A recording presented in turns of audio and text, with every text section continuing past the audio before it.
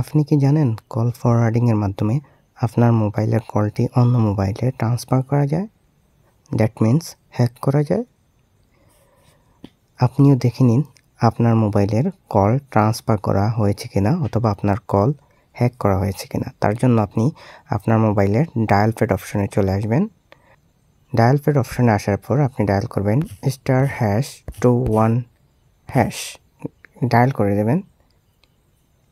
Dial করার পর নিচে দেখুন একটি লেখা আসছে। লেখা আসার পর দেখুন এখানে call forwarding, voice not forward, তারপর আসছে ডাটা নট ফরওয়ার্ড, অর্থাৎ আমার কল ফরওয়ার্ডিং করা হয়নি।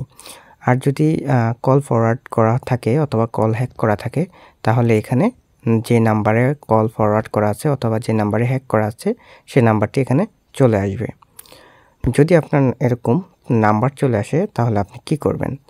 আবারও ডায়াল প্যাডে চলে যাবেন। ডায়াল প্যাডে চলে যাওয়ার পর #0002# ডায়াল করার পর দেখুন কল ফরওয়ার্ডিং, এখান থেকে সবগুলো কল ফরওয়ার্ডিং রিমুভ করা হয়েছে সাকসেসফুলি এটা দেখাবে।